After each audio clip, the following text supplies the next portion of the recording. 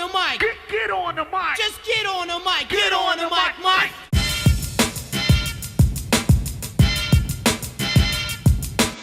Hey everybody, what's going on? Welcome to Get on the Mic. That's where you put me in front of a microphone with a few notes and I talk about some of the more interesting things that have happened throughout the world of entertainment this week or whatever else I feel like talking about. As always, I am your host, the Reel Geno, Geno Reynolds, and today we have a pretty sizable program for you. There is a very packed What is DC Doing segment. We'll also be talking about an obsession of Agent Coulson's. There's a new Avatar: The Last Airbender project we have to talk about. We've got a few Game of Thrones stories. We have an update on the Michael Bay, Ryan Reynolds Thundercats movie rumor. Also, we'll be talking about the MCU heroes and the Disney streaming service. There's controversy on Sesame Street. And after Quick Hits, I have a little game that I want to play that I'm not sure what I want to do with it yet. And it's going to be called Check Your Sources. So we'll get to that after Quick Hits. So first, as we've been doing for I don't know how many shows now, what is DC doing? First, the Joker movie gets a new Thomas Wayne. After Alec Baldwin had come and gone from the cast of Joker pretty much before we even knew he was involved, the hunt for a new Thomas Wayne was on. Warner Brothers didn't wait too long in replacing Baldwin, who had come out and had to deny that his version of Thomas Wayne would practically be his SNL Donald Trump character. So he's gone. And Warner Brothers hires Brett Coulson, who is Goodwin from Lost. He's also on Damages and Narcos. Brett Coulson has been cast to take the role of Batman's daddy. Coulson is no stranger to the Batman world, having played a congressman in Christopher Nolan's The Dark Knight Rises. He also played another superhero's daddy in another movie. He played the part of Nick Cage's cancer-ridden father, Barton Blaze, in Ghost Rider. Well, it's pretty exciting to get that little bit of news, and of course, be thrilled that we won't be getting a Donald Trump Thomas Wayne. The full cast list for the movie and the movie's first photo have also been released. First, here's the photo. While not much to look at, I'm actually happy that they didn't go ahead and give us the full Joker look at the character. I'm actually hoping that they save that for the movie. I mean, I doubt that will happen, but one can dream, right? When the picture was released, the name Arthur was attached to director Todd Phillips' post. Before it was released, there were earlier reports from sources, you know we love that word on this show, that the character's name would be Arthur Fleck, as in A. Fleck. While this could just be BS, this is the Joker we're talking about here. I could totally see this being the type of meta humor that may never be addressed in the movie or anything, but just as a personal little nod to the other DC movie universe, since this is supposed to be taking place in another universe, not the main story, Justice League storyline. As for the cast, most of these we already knew or at least had an idea of, such as Francis Conroy, Zazie Beetz, Mark Maron, Robert De Niro, but a few more names we didn't know were also included. Along with the aforementioned Brett Coulson, Shea Whigham, who is on the Fargo TV show and in Kong Skull Island, Glenn Flesher, who's in Barry and True Detective, Bill Camp, who's in The Looming Tower, Douglas Hodge, who's in Penny Dreadful, and Josh Pace, who's in Ray Donovan, were all announced. While none of the roles were really specified, there is set video of Fleshler dressed up as a clown, interacting with Joaquin Phoenix. Speaking of the Joker, or speaking of Joker, because we haven't been talking about it the entire time already, on the Emmys red carpet, Zazie Beetz was asked about her role in the movie, and she had this to say about it, or should I say, not say about it. Quote, "I can't. I'll probably lose my job if I do. I am about to work on a movie with Joaquin Phoenix, and I'm just such a huge fan. It's such an honor to work with him and to follow him and as he works. Most reports are saying that Beats will play a single mother who catches the attention of the man that would become Joker prior to his transformation into the Clown Prince of Crime. I'm fine with the actors in this not talking about it. In all honesty, I wish more actors would not give so much away so freely. Filming for Joker has already begun, and the movie is set to hit theaters on October 4th, 2019. What is DC doing?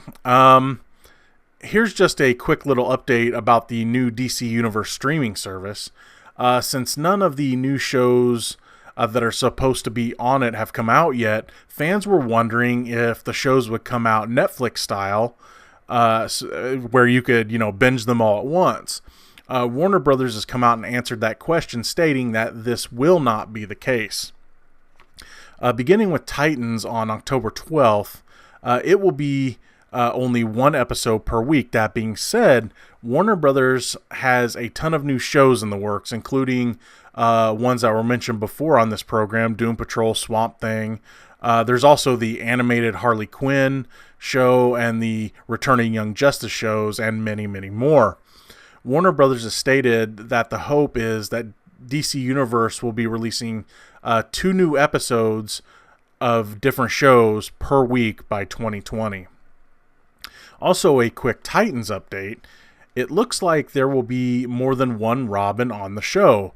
I mean, there almost has to be, since Dick Grayson, played by Brenton Thwaites, had to be expelled from Batman school for his potty mouth. Some new footage and pictures have revealed that Jason Todd is going to be in the show as well, played by Curran Walters.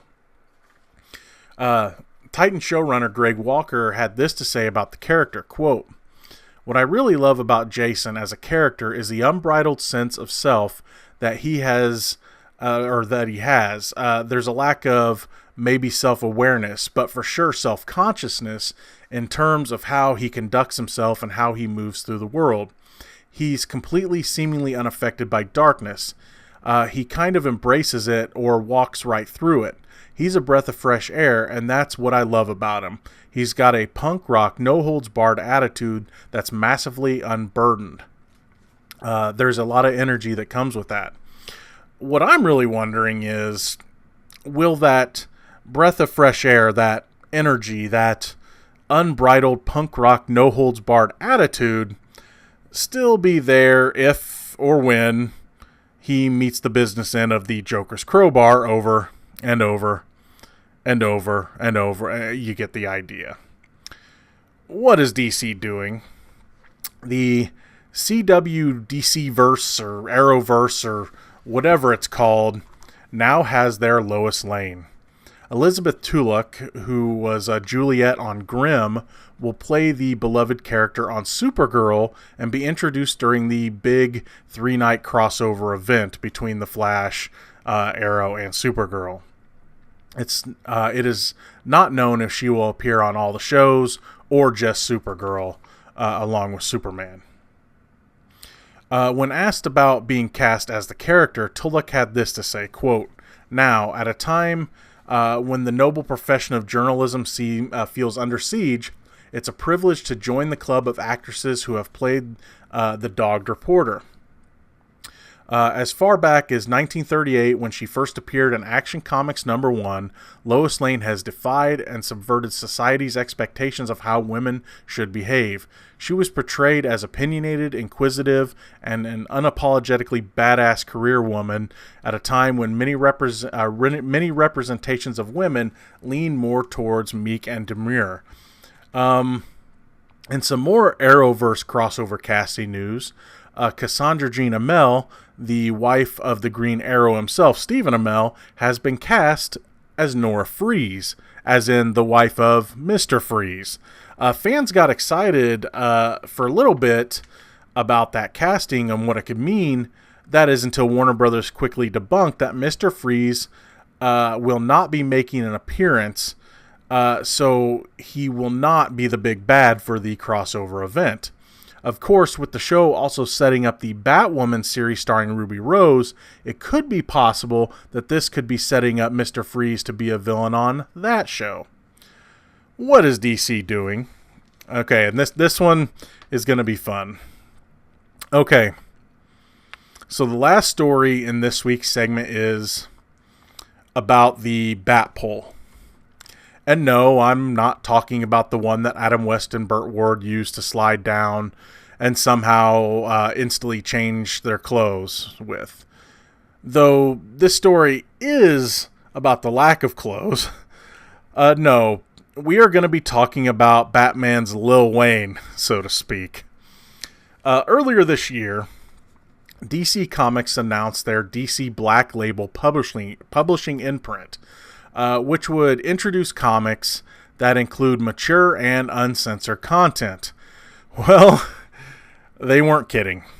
In the first issue of Batman Damned, a 3-issue miniseries that features Batman teaming up with John Constantine, there is a scene that shows Batman without his bat pants, or his bat undies for that matter. Before I show a censored version of it, hey, I want to be able to keep this video up on YouTube. Here's the synopsis for the comic.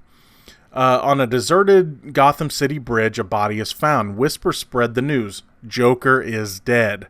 But is this a dream come true or a nightmare being born? Now Batman and DC's outlaw magician John Constantine must hunt the truth through a Gotham City hellscape. The city's supernatural recesses are laced with hints about a killer's identity, but the Dark Knight's descent into horror will test his sanity and the limits of rationality. He must face a horror that doesn't wear a mask. Okay, and here's the pictures. Apparently, there is a good reason for him being naked in these scenes. Something about Batman being saved by Constantine and he's disoriented, suffering from memory loss and is hearing voices.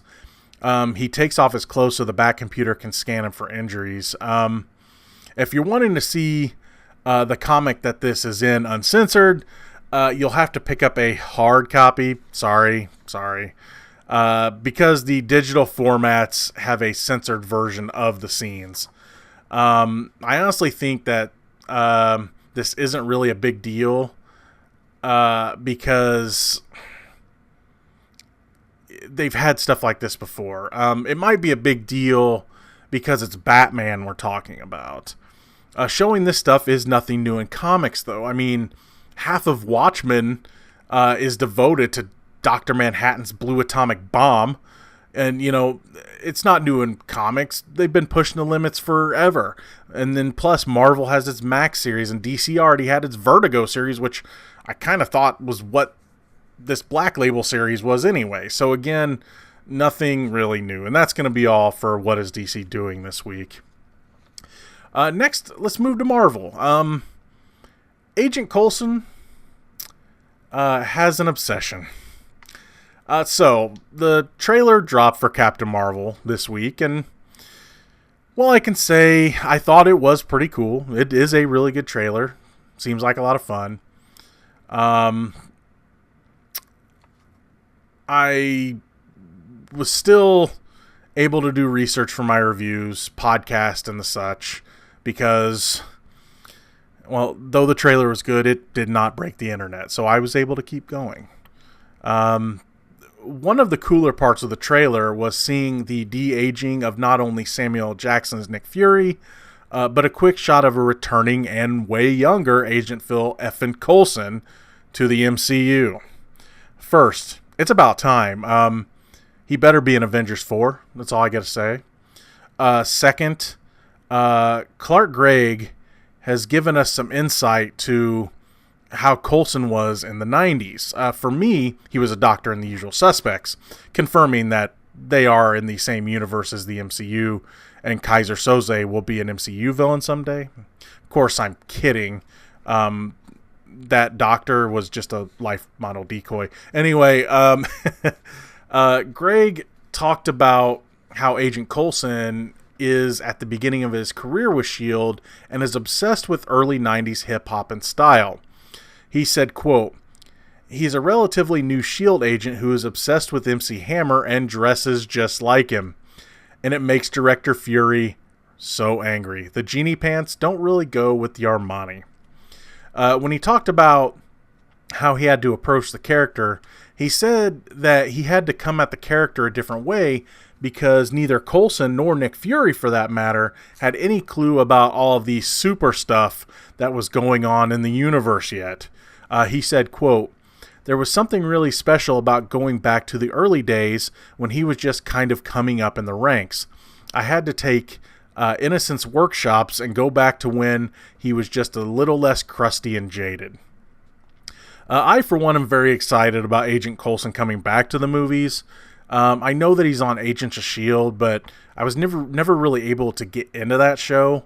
I do enjoy it anytime he popped up on shows like Ultimate Spider-Man and other animated movies, because just like Harley Quinn, he became such a beloved character that people just attached themselves to him and basically forced the hand of both of them, forced the hand of their respective publishers to find new ways to use them just because of the demand for the character. Hell, Coulson even got to cheat death to do this. Okay, here's a story that really, really excited me this week for a lot of different reasons. If you watched my Crossing Streams review for The Dragon Prince, you already know that I am a huge fan of Avatar: The Last Airbender and the spin-off show The Legend of Korra. So I was pretty happy to hear some news coming from Netflix this week. While I would have rather it been a new series being developed that gave us the next Avatar after Korra, which would have been an Earthbender, by the way, we got some other amazing news. Netflix will be producing a new live-action series based on the cartoon and is bringing aboard the original creators, Michael DiMartino and Brian, let's see if I can butcher his name, Konietzko, as executive producers and showrunners. The new series will be made in partnership with Nickelodeon, with production to start next year. Of course, many people's first thought will be something like, "Oh God, please don't. They already tried this with M. Night Shyamalan. No!" Or something like that. What I have to say about that is, one, that was a movie trying to cram too much story into a movie.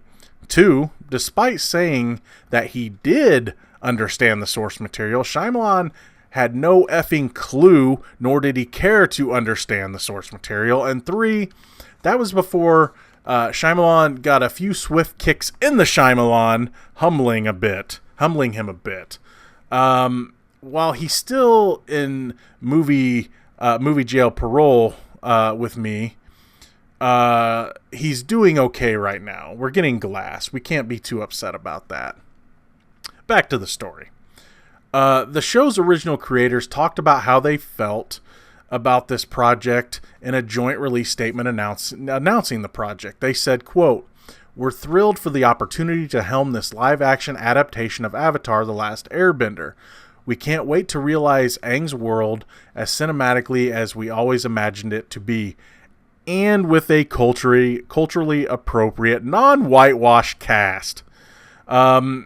It's a once-in-a-lifetime chance to build upon everyone's great work on the original animated series and go even deeper into the character, story, action, and world building. Netflix is wholly dedicated to manifesting our vision for this retelling, and we're incredibly grateful to be partnering with them." Netflix's VP of Kids and Family Content, Melissa Cobb, also commented on the project. She said, quote, "We are committed to honoring Brian and Mike's vision for this retelling and are thrilled to support them on creating a live-action event series, bringing Aang's epic world of elemental magic to life for global audiences on Netflix." I, for one, am all for this project. Again, while I would have rather had the newest installment of the cartoon series, this show will hopefully right the horrendous wrong that was Shyamalan's movie. I'm sure most of you noticed the not-so-subtle pot shot that the creator duo took at the film in their statement saying, quote, with a culturally appropriate non-whitewashed cast. Plus, the story of Avatar probably wouldn't have worked as a movie no matter who made it. I mean, it could have been better, but would it have worked fully? I don't know. There's just too much lore, too many characters, and too many plots to make an effective movie. I'm not saying that it couldn't be done, but having this in a TV show format can only help to spread the story out the way it needs to be to make it effective. Also, here's hoping that it will take way less time to pull off a bend in this new show. I still cringe every time I think of a bend taking 4 earthbenders all doing a long and elaborate tandem dance to throw one freaking rock. Ugh, still, I can't even think about it. Unless they totally mess it up somehow, there's almost no way that this show can be any worse than Shyamalan's movie. Alright, we're going to move on to another show that I love, Game of Thrones. After winning his 3rd Emmy for Outstanding Supporting Actor in a Drama Series for his portrayal of Tyrion Lannister on the show, Peter Dinklage talked about his feelings on the show ending after 8 seasons. He said, quote, I had my last day on set back in July of this year, just a little over 2 months ago. It was very sad. This is not only a great TV show to be a part of, but it was also an enormous family to be a part of. He then talked about how the sets and places that Game of Thrones filmed became a sort of home away from home for him. He said, quote, many times I had to stay there and I would leave to go home to New York on weekends. So I really developed deep roots in the community of Ireland and some of the other countries we shot in. So it was definitely hard to say goodbye because I wasn't just saying goodbye to the show, I was saying goodbye to a life over there. So, what's next for our man who drinks and knows things? What's his next role? What's his next movie? Dinklage said, quote, you just keep searching, hoping that the next writer you come across is equally as talented as David Benioff and Dan Weiss. Hey, transition! What about those writers? Many fans have been wondering, what the hell is taking so long with getting the 8th and final season of the show done? While common sense really should kick in here, I mean, come on, dragons, giants, and the legend that is Rory McCann as the Hound don't just create themselves. Still, showrunner David Benioff said at the Emmys that the long wait is due in part to the size and scope of the final season. Quote, the final season is taking a long time because it's the biggest thing we've ever done.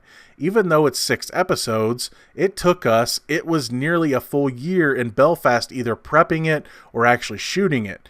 I think it's quite extraordinary what the crew and these actors have created, and I think when people see it, they're going to understand why it took so long. He also stated that no one went on vacation, took an extended break, or slacked off during production. He said, quote, the last season is far beyond what we've ever attempted before, and it's taking a really effing long time. I hope it will be worth it. It's being said that while there are only 6 episodes in the final Game of Thrones season, each one might be as long as a movie, and it sounds like there will be some epic sequences, as one of the battles apparently required 55 consecutive nights of shooting. We still don't know when the season's coming out, except for, quote, sometime in 2019. Still, the funniest story to come out about Game of Thrones this Emmy weekend was from the creator of the book series behind the show, George R.R. Martin, Uncle George, at the Emmys, and I can't believe that he said this. Okay, I actually can believe it. Martin said that his books contain more than enough material for additional seasons. The show could have gone for 11, 12, or 13 seasons. Quote, we could have gone 11, 12, 13 seasons, but I guess Weiss and Benioff wanted a life. If you've read my novels, you'll know there's enough material for more seasons. And you know, he's not wrong there. Well, I haven't read them. I'm actually waiting for the show to end before I do that. I've heard that there is a ton of things that they cut out, trimmed, or modified to fit into their 8 seasons of the show. Of course, they famously passed up the book story-wise, and had to get and had to complete the story that hadn't even been written yet. Get on it, George. They did get some help from Martin in knowing where the show and where the story is supposed to go. That being said, what if Martin changes his mind after the show is done? When asked why the show was ending, Martin said, quote, "I don't know. That's a question better answered by Weiss and Benioff." He added that the duo always only wanted to do 7 seasons of the show, while Martin wanted to do 10 at the start. And it seems that the factions kind of met near the middle somewhere with 8. Martin went on to praise the cast and creators, saying that he understands that they are eager to get on with their lives and play different parts and make different shows. The biggest note about that is that Weiss and Benioff have been hired to produce a new series of Star Wars films, but with the shakeup about all things Star Wars going on right now, who knows where this one's going to lead. Again, for me, all I can say, whenever 2019, whenever Winter decides to move further south, I can't wait to get here. It can't get here soon enough. Okay, now I have an update on a story we've covered on this show. Okay. I have a bit of sad news for you. I'm sorry, I have sad news for all of you. And this is really hard to say. I don't know. Okay, here goes. The Michael Bay, Ryan Reynolds Thundercats movie for Netflix is not happening. I'm sorry, I know you were all hoping that it was true. And while my morbid curiosity would have liked to see Reynolds play Lion-O, seeing Michael Bay molest yet another one of my childhood shows was not something I really wanted to see. When it comes to the rumor, as quickly as it came out, it was just as quickly debunked. Both Ryan Reynolds and writer Rhett Reese have shot down the rumor that 6 Underground is really Thundercats. Ryan Reynolds responded in the best Ryan Reynolds way possible by saying, quote, "I don't understand. 6 Underground is an insane action film set in amazing locales like Florence, Abu Dhabi, and Thundera. This is the most ridiculous rumor yet." Over on Twitter, Rhett Reese was a little more blunt. When asked if 6 Underground was Thundercats, he simply said, no. So there you have it. No Michael Bay Thundercats movie. Yet. All right, moving on. Back to DC. Back to the MCU. From the take it with a Salt Lick-sized grain of salt rumor mill, when Disney launches its streaming service, it might be enlisting some of Earth's mightiest heroes to help sell it. Remember, this is only a rumor, plus Disney and Marvel have made no comment on this, but it'll be fun to talk about. The big rumor is that Disney plans to create some big shows involving popular characters on the streaming service. Shows including characters like Loki and Scarlet Witch. Now, I've seen stories that said both Tom Hiddleston and Elizabeth Olsen would and wouldn't be involved in these shows. If this was for network TV, I'd probably say that it's likely that they wouldn't be involved. But since this is for a premium and paid streaming service, I'd have to say that having them involved isn't really out of the realm of possibility. Both actors have done projects like this before. Hiddleston with The Night Manager and Olsen with Sorry for Your Loss. The shows are rumored to be only 6 to 8 episodes, so that would mean less time away from the duo's movie shooting schedules.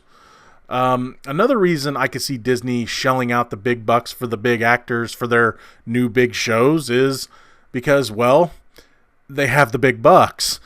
They have the money to gamble here, and they want their new streaming service to be a hit, so shows that star the big stars from the big movies is a big win-win for them. What is most people's... Think about it. What is most people's complaints about shows like Agents of S.H.I.E.L.D.? It's, where are the movie heroes, right? The rumor also states that the head honcho of Marvel Studios, Kevin Feige, will have a hands-on role with the shows as well. Another reason I can see them at least trying this is because they are already making what will probably be a bigger budget show already with Jon Favreau's Star Wars series. If they're willing to shell out the money for something that will be as effects heavy as I'm sure that show's going to be, certainly they will spend the money on talent for in front of the camera as well on a Marvel show. Whether or not they make these two shows mentioned is anyone's guess, but one thing I can definitely see them doing is making shows based in the MCU but fit the tone of the movies better than the mature rated Netflix shows do. This I can almost guarantee is going to happen, and that's without any sources. What characters do you think should get their own shows on the Disney streaming service? What characters do you want to see get their own shows? Okay, this next story, the big story of the day, is brought to you by the letter C for controversy. Buckle up, kiddos. This is going to be a bumpy ride. And before I begin, when I was preparing this story, I prepared everything else first. And then I started preparing this story, and it took me all day. And I'm like, man, this could have been the whole show. So here we go. Most of you know that I'm a huge fan of all things Jim Henson. So when a controversy comes out about something that, his creations are involved in, I like to take part. For years and years and years, I've heard them all. There was Big Bird might be mentally ill because he was the only one that was able to see Snuffleupagus. And of course, Snuffy was just supposed to be Big Bird's imaginary friend. But the producers, get this, the producers of the show had to finally let the adult cast see him because they felt that adults refusing to believe Big Bird despite the fact that he was telling them the truth. They were afraid that they were scaring children into thinking that their parents wouldn't believe them if they had been, say, sexually abused, and that they would just be better off remaining silent. I know Sesame Street can be kind of a dark place sometimes, right? There's people being mad that Oscar the Grouch is romanticizing homelessness by living in a trash can. That one is debunked if you ever saw the movie Elmo and Grouchland. If you ever saw that movie, you'll know that Oscar has a pretty sweet pad under that garbage can, and that's just the door. Then there's the one about Grover not being able to hold down a job, given how many he's had over the course of the show's decades-long run. I found a site that claims that he's had over 77 different jobs over the years, many done multiple times on different shows. And who knows if that's even all of them. Just taking the website's word for it. Some of the jobs include police officer, waiter, fireman, farmer, baker, daredevil, and of course, everyone's favorite Sesame Street superhero, Super Grover! Grover himself put everyone's fears to rest himself, though, because he's freaking Grover. He said that he's just trying to find his, quote, niche in life, and also that, quote, hard work made this country what it is today, end quote. The best answer came from his official Twitter account that said, quote, I'll try to do this one. I have so many jobs because I am a multi-talented monster. I have the skills to pay the bills. If you want to see the full list of jobs, I will put a link to that article in the description below. And yeah, there's a lot of them. There's so many others, though. So many other controversies. Cookie Monster being a glutton. Elmo teaching your kids improper grammar. Oscar the Grouch mocking Fox News. And many, many others. Of course, the one that we're going to talk about today, and you knew this was coming when I started the story, is Bert and Ernie. Are they or aren't they? While this debate has been going on for years and years and years, it flared up again when Mark Saltzman, a writer for Sesame Street from 1985 to 1998, stated in an interview that he wrote Bert and Ernie as reflections of himself and his longtime partner, the late Arnold Glassman, who was a well-known film editor. He said, quote, "When I was writing Bert and Ernie, they were gay. I didn't have any other way to contextualize them." Now, the statement was given during a profound interview with David Reddish about Saltzman's experience coming out and coming of age in the shadow of the AIDS epidemic.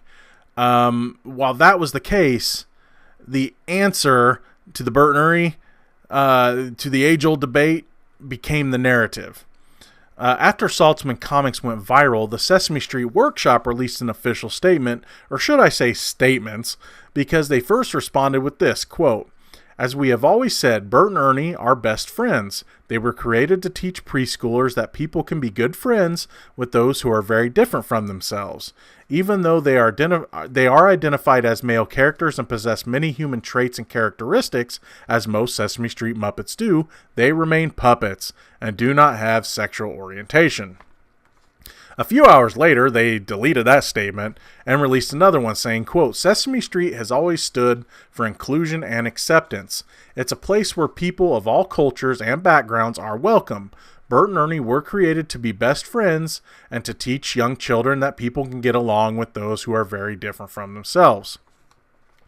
Now, longtime Muppeteer Frank Oz also weighed in on the subject over Twitter. He said, quote, "I created Bert. I know what and who he is.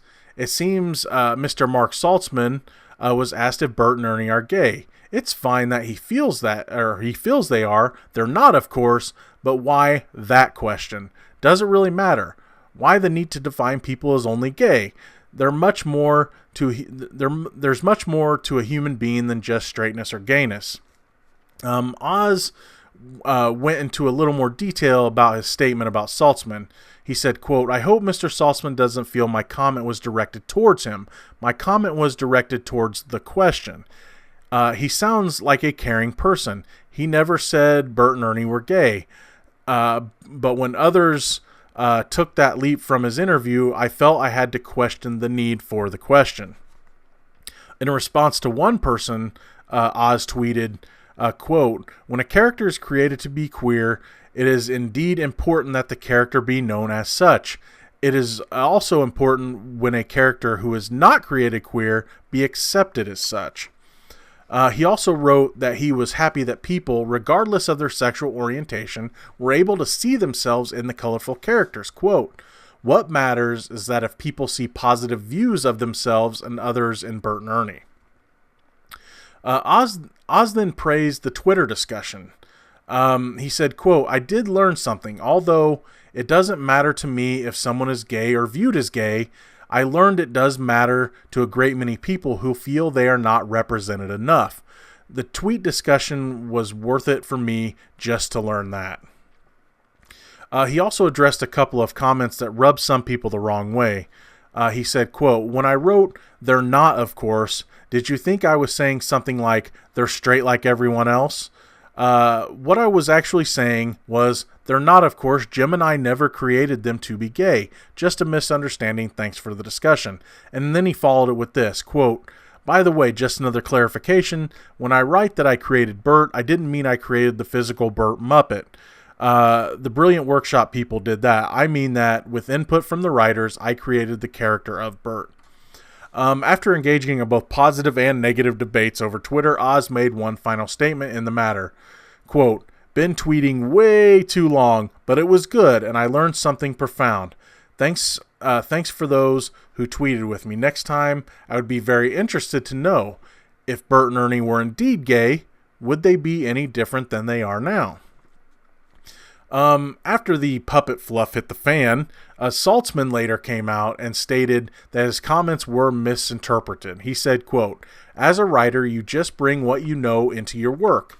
Somehow, in the uproar, that turned into Bert and Ernie being gay. There's a difference. They are two guys who love each other. That's who they are," end quote. So, how do I feel about this? For me, for the debate, I have to side with the creator of the character, which was Frank Oz. While it's cool that gay people can see themselves in the characters, they were created as just friends. Like Oz, I feel that it doesn't really matter if they are or if they aren't. They were created as friends, and that's fine. Now, if they were created as a couple instead, that would be fine too. I look at it like this. I see myself in tons of different characters in movies, shows, books, etc. But that doesn't mean that the characters change for me. If Oz says that they were meant to be just friends, then that's what they are. Now, one statement that I did think was a bit of BS, and that's probably why they released an alternative one, was the statement from Sesame Street Workshop that said, quote, even though they are as identified as male characters and possess many human traits and characteristics, as most Sesame Street Muppets do, they remain puppets and do not have sexual orientation. BS. I have to call BS on that one for a couple of different reasons. The first one is that they totally have sexual orientations, despite being puppets. Many characters have parents on Sesame Street. And while I don't want Sesame Street to turn into the Happy Time Murders and show the how, let's just say that when two Muppets love each other, on the show, we've seen the families of most of the major characters, including Big Bird, Grover, Elmo, and most importantly, Bert and Ernie. The other reason is this. Why would a show that has talked about some very hard-hitting issues over the years, such as death, disease, divorce, disabilities. Obviously, this paragraph is brought to you by the letter D. Why would they shy away from this and only this if they were willing to address everything else? When Mr. Hooper died in 1982, they had an episode on that. They addressed the subject of AIDS in shows overseas by introducing the character of Cammy. They had a show where Abby Cadabby talked about living in two different houses with her divorced parents. Elmo learned a lesson that day. They covered the topic of autism by introducing the character of Julia so Elmo could learn how some people are different than him. Again, there is just so many Muppets with different, everything on Sesame Street. So why not this one thing? Why are they afraid? Why are they afraid? Think about it. And you know what the answer to this is. Are they afraid of alienating a certain market either way? They afraid of losing some money? Because you know that's what it is. It's all about losing market. It's losing a market. They don't want to lose a market. That's why if they think about it. If they keep it the way it is, there'll be the theories and them saying, gay people would probably say, but they are. But if they changed it, they're going to make a lot of people mad. And they just don't want to lose money. Now, I do have a feeling that the Sesame Street Workshop will be addressing this very soon, and I mean very soon. Given the backlash they have received over this, while I wouldn't have wanted this subject, or any major subject for that matter, to feel forced onto the show, I feel that shows like Sesame Street need to step up and either cover it all, or don't cover any of it. Don't try to be this beacon of learning, but then shy away from something because you might lose a little money. That being said, I don't want them to force something onto the show that the creators didn't intend to be there in the first place. Hence, Bert and Ernie were created as buddies, as roommates. And by the way, if you haven't seen the Fresh Prince of Bel-Air parody of how Bert and Ernie met, which just came out not too long ago, then you ain't living. The wonderful thing about Jim Henson's creations and the creations that have come after him and the people that have learned from him that are creating the stuff is that they are always including new characters. So just like they have created characters with things like autism, diseases, and other things, and characters that have dealt with things like divorce and just different other things. So many life's issues.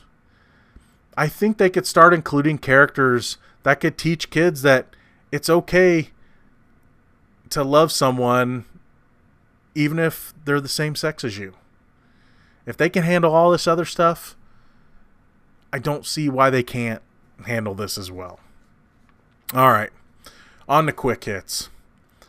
Patrick Stewart is in negotiations to play Bosley in the new Charlie's Angels movie. The thing is, the movie's director Elizabeth Banks was set to play the part as well, so did she oust herself from the role? The answer is no. Apparently multiple actors are either going to play the part of Bosley, I'm guessing as a master of disguise kind of thing, or there's going to be multiple characters named Bosley. I'm going to stick with the master of disguise thing. Roseanne Barr has come out and revealed that yes, her character will be killed off on the Connors. She also has revealed how it's supposed to happen. She said, quote, "Oh yeah, they killed her. They have her die of an opioid overdose. It wasn't enough to fire me. They had to so cruelly insult the people who love that family and that show. There's nothing I can do about it. It's done. It's over. There's no fight left." End quote. Bryan Singer is in talks to direct a movie based on the Red Sonja comic book series, which was a spinoff of the Red Sonja movie, in a way. Many are saying that Singer still getting work is still a surprise given all the accusations of sexual misconduct surrounding the director. Many believe that he was fired from the movie Bohemian Rhapsody because of these accusations, even though they said it was other troubles on set. Angelina Jolie is attached to star in an adaptation of the novel The Kept. It is a revenge story about a woman that returns home to find her husband and 4 of their 5 children murdered. She is then shot, and her only surviving son has to nurse her back to health so she can find the men responsible. All I can say is, I am down for this. Ruben Fleischer has given a new update on Zombieland 2. He said, quote, "I'm thrilled. We're already actually starting Zombieland. I've been scouting and storyboarding and getting it along, and to get to work with that cast again is just an absolute dream come true. It's been really exciting starting to think about that movie and getting to work with Emma, Jesse, Woody, and Abigail once again is truly a dream come true. Yeah, we're just at the very early stages, but we have an amazing script and we're going to start shooting in Georgia in January. All I want to know is, are we going to get the real zombie Bill Murray this time?" To the surprise of nobody, Greg Grunberg will make his return to the Star Wars universe as Snap Wexley for J.J. Abrams in Star Wars Episode 9. Again, no real surprise there. Kate Beckinsale has said that she is done with the Underworld series. When asked if she'd come back, she said, quote, "I wouldn't return. I've done plenty of those," end quote. She did elaborate on the subject a bit by saying, quote, "I've done indie movies where I'm sitting on a piece of folded carpet and it was wonderful. I've done great big movies that were the worst misery of my life. It all depends. At university, I studied Russian and French. I never studied drama, so I always felt like from the beginning of my career that it was an apprenticeship.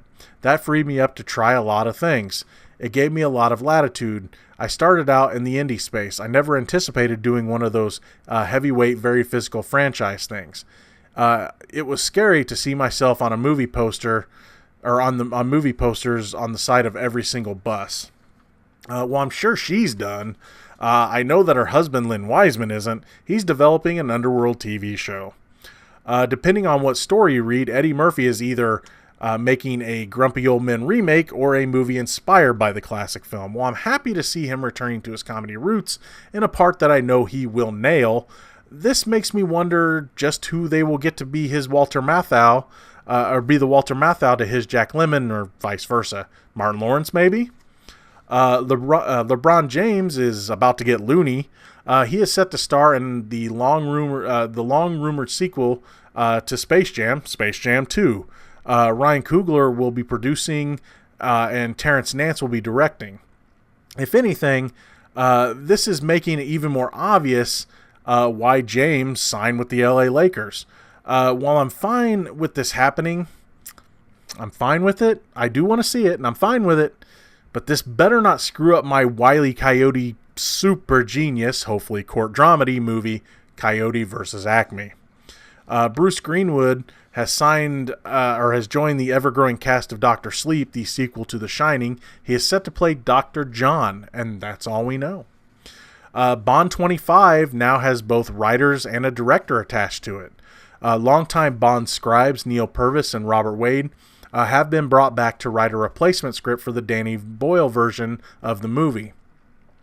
They have been working on Bond movies since Casino Royale. As for the director, Cary Joji Fukunaga, if I pronounce that right, has been picked to replace Boyle. He directed much of the first season of True Detective.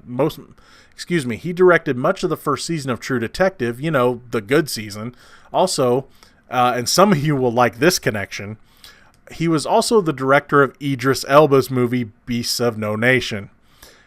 Anybody now convinced of my theory that Elba will be in the movie as either a new agent or the name James Bond will become a code name after Craig's done with it, with Elba taking over? I'm still going to put my real money on Elba being another 00 agent. Oh, and we now have a release date as well for Bond 25, which is February 14th, 2020. Happy Valentine's Day. Let's do another impression here. Yeah, robots, bitch. Yeah, that was pretty bad, I know. But Aaron Paul, who was Jesse on Breaking Bad, has joined the cast of HBO's Westworld for Season 3. While nothing has been said about who he's playing on the show, he confirmed the casting on Twitter by saying, quote, "I feel like I'm in a dream, Dolores. Can you wake me up from this dream? #Westworld." And lastly, Adam Driver is headed back to SNL to host the Season 44 opener of the show. All I can say is that we better see the return of Radar Technician Matt, because Kylo Ren has an 8-pack. That Kylo Ren is shredded. And that's the end of Quick Hits. All right, now, I want to play a little game. I want to play a game. All right, I don't know what I want to do with this, but this is called Check Your Sources. This is a new game that I want to try out, and it plays a little on the honor system. To play along, don't go looking up these source stories after I say them on the internet. Try to figure them out on your own. I know it's an honor thing, but let's just leave the internet out of it. I'm going to give you 3 different rumors based on sources that I have found, but there's a catch. And this was built off whenever I was talking about Henry Cavill, the reasons why he was out as Superman. One of the sources will be me.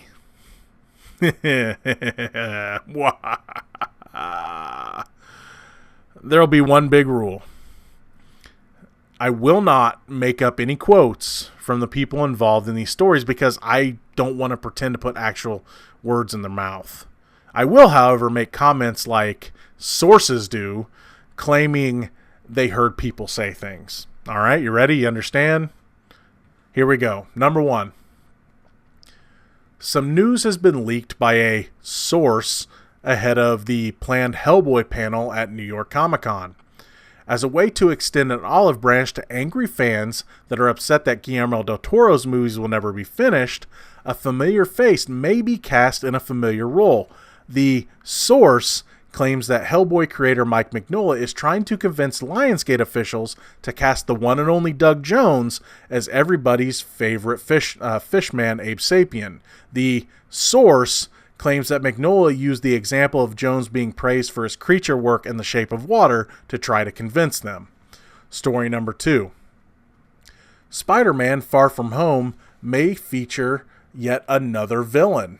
While we already know that Mysterio and Vulture are appearing, the Chameleon and Hydro Man have also already been in the rumor mill for a while, but sources say that another obscure villain could be making an appearance as well. According to the source, Mark Raxton, aka Molten Man, is going to possibly be appearing in the movie because the character was added to a Lego set being produced for the film. And number 3. Despite Henry Cavill going on record that he would like to face a certain villain in a Superman movie, the possibility of him leaving the role has opened up the opportunity for Warner Brothers to introduce this villain in another movie. Sources are saying that if Cavill is done with the role of Superman, then the villain Brainiac will be introduced in the new Supergirl movie instead. Okay, so there you go. 3 stories. You got the possibility of Abe Sapien being in Hellboy, the possible of Molten Man being in the new Spider-Man movie, and the possibility of Brainiac being the villain for Supergirl instead of Superman. So, 3 stories. Only 2 of them are ones that I read online. The other, a figment of my imagination. Now, I'm still trying to decide how and when I'm going to reveal the answers. Or the answer. I may do it on Twitter or something like that, but I will definitely answer this one on next week's show. I'm still trying to decide if I want to make or want to keep this a part of the podcast or make it its own weekly video, because I had a lot of fun looking up stories for it and coming up with my own. Let me know your thoughts on that. I'd really like to know, would you like to see it as its own video or stay a part of this podcast? Okay, as always, I want to draw your attention to the link in the description for the Small YouTuber Spotlight. I ask everyone to share that video. If you know a smaller channel, post a link to that video in the description. Or if you have a small channel, post a link to it in the description. A bit of a channel update. Talking movies this weekend and a little after. You'll be able to find a review for The House with the Clock in Its Walls. Man, that is such a long, weird title. The House with the Clock in Its Walls. I know I'm going to screw that up when I do the review. You'll be able to find that review during the weekend. Reviews for Life Itself and Assassination Nation will probably be early next week, because I think I'm seeing Life Itself on Sunday and Assassination Nation on Monday. And also be reviewing anything else I can get my hands on this weekend. With Geno's Bad at Games, I started playing a game that I had been looking forward to starting for a long time. That game is Valiant Hearts: The Great War. It's an action puzzle game that is inspired by letters written during World War I. I think this one is going to be a heartbreaker of a story, but I am really looking forward to playing it, and I hope you guys are looking forward to seeing it, because I'm getting nailed with music copyright claims on it, and I'm still posting it anyway, because as of right now I'm having a good time playing it. And since I don't make a dime on YouTube yet anyway, I haven't seen a dime. Heck with it, why not? This isn't my business, this is my hobby, so I really want you guys to enjoy the content. Check out that video if you get a chance. The game, the art style of that game is really cool. The story looks like it's going to be good, but it looks like it's going to be sad. I'm having a good time with the game so far, and I knew I was going to like it after playing the demo, and I'm enjoying it so far. On crossing streams on the channel, make sure to check out my spoiler discussion for Iron Fist Season 2. Also, I took a look at Netflix's The Dragon Prince, which is from the people behind Avatar, or some of the people behind Avatar: Last Airbender. It's not going to be until October because the show isn't out yet, but they just released, or given the release date for Daredevil Season 3. It's going to be October 19th, so look forward to that coming up soon in the next month or so. I put in for some time off so I could watch Daredevil Season 3. When they showed the preview during Iron Fist, I didn't think it would come that quick. But man, there it was. So it's like, hey, we're back next month. So I'm really looking forward to that. More Daredevil, less Matt Murdock. Even though I like Matt Murdock, seeing a lot of Daredevil is not a bad thing. Also, if you want to find any video that I've ever been involved in online, or if you want to see videos from either people officially under the GB3 umbrella like Bill, or people that are unofficially under the GB3 umbrella like my friend Aaron's LARPing channel, my artist Crimson's channel, make sure to check out the GB3 family playlist on my channel. The newest one for me on there is to make sure you check out the review of White Boy Rick that I do with Brad Jones, the Cinema Snob. I ask that you follow me on Twitter and on Facebook for the latest things going ons of this channel. Anything I've got going on, I try to post on Twitter. I'm doing Facebook too a little more, but honestly, I'd rather you go to Twitter if you're going to make a choice. And of course, I want to draw your attention to Bill's channel, Heisenerd, Heisenerd. He is continuing his playthrough at Dragon Quest XI, and man, is he playing it a lot. And also, a while ago, Bill and I continued our playthrough of the remake of Shadowgate over on his channel. On Monday, unless something changes, and if something does change, I will put it over Twitter. We'll be returning to that world live on Monday around 8 p.m. Central Time. Hopefully we do as good as we did the second time and not the first time, because the first time just hurt. The second time we did really good, so hopefully we can keep up the good mojo. Thank you so much for the support of this show and of my channel. As always, it's so much appreciated. Those of you that stick around and listen to this stuff and that enjoy the stuff and like to enter into just fun discussions. As always, that means a ton to me. And that's going to be all for this episode of Get on the Mic. If you like what you've heard here, please subscribe to the Reel Geno YouTube channel, like this video, and if you have anything to say about any of these stories, please feel free to leave a comment in the section below. Until next time, as always, I am your host, the Reel Geno, Geno Reynolds. See you later. Peace.